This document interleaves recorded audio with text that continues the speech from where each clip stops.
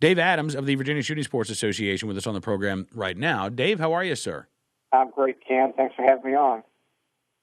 My pleasure. July the 1st, a lot of new laws taking effect around the country today. In Virginia, our Sunday hunting law takes effect, although we won't really see this until, hunting season in earnest. I'm guessing the fall is when we'll really see Sunday hunting.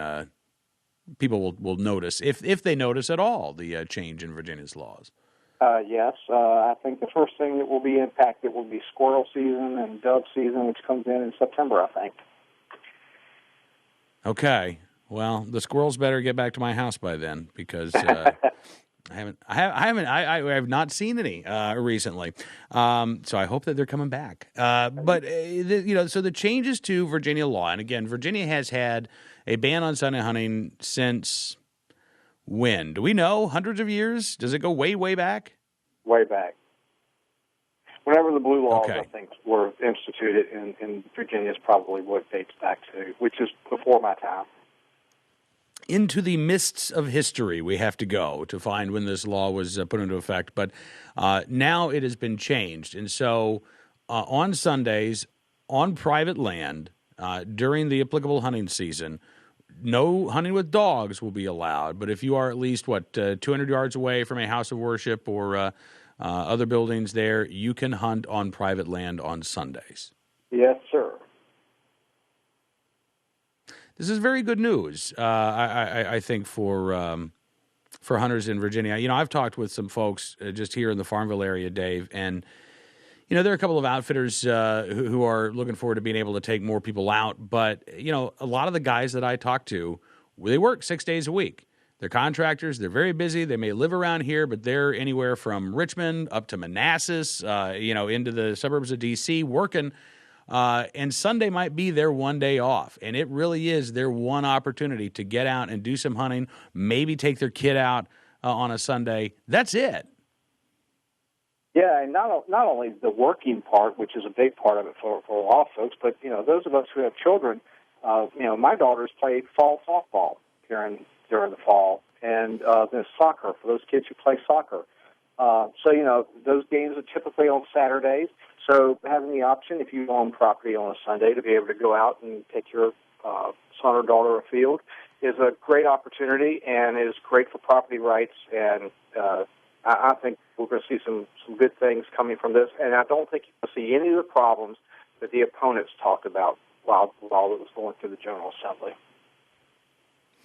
What were some of the scary scenarios that the opponents of this laid out?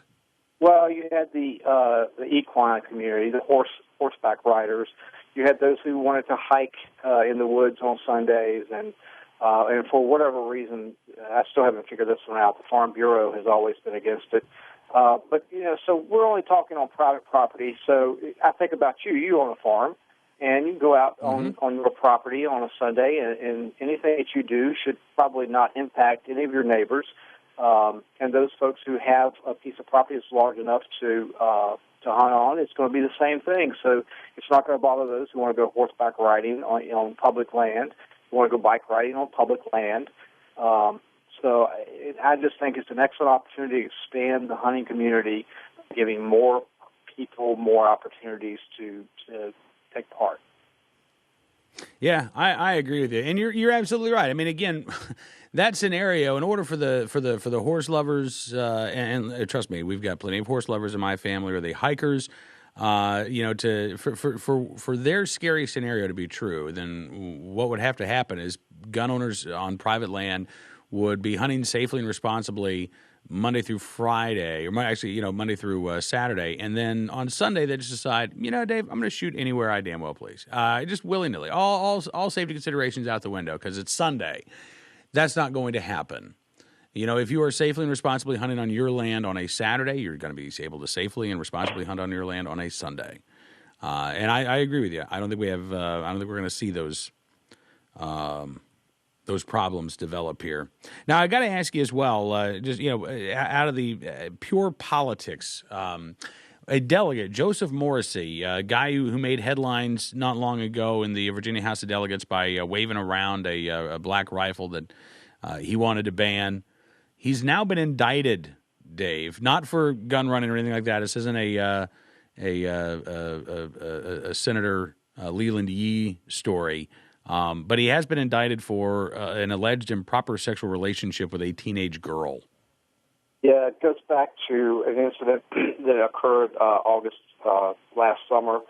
A 17-year-old young lady who was apparently employed in his office at the time. According to Mr. Morrissey, who is a former prosecutor, he claimed that the girl said she was 22 on her application, and he swore he didn't know she wasn't 22 years old. I wonder how that would have gone over in court if he had been a prosecutor and a defense attorney used that.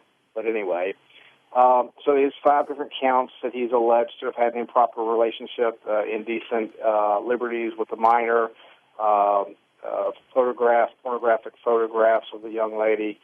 But, you know, to me, it's just one more example of an anti-gunner that wants to be out in front. And he has a history of this kind of stuff, not so much the sexual stuff. He got into a fist fight with another attorney, which led to him losing his law license from 2001 to 2012, and even though the Virginia Bar Association was against him getting his law license back, the court gave it back to him. So he's just one of those kind of guys. And that incident on the floor of the House of Delegates 2 years ago was just one more little showboat incident.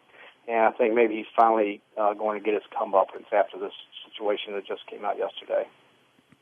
Boy, we'll see here. It's, you know, there's never a dull moment in Virginia politics, Dave. No, and you know it's funny because he used to be a City of Richmond Commonwealth attorney, and the City of Richmond is as dysfunctional as most urban governments can be sometimes, and so it's all kind of fitting that it's all falling into place like this. Dave Adams from the Virginia Shooter Sports Association. Thank you for your time, sir. It's always good catching up with you. All right, Cam. Talk to you later. All right, Dave Adams with us here on NRANews Cam and Company.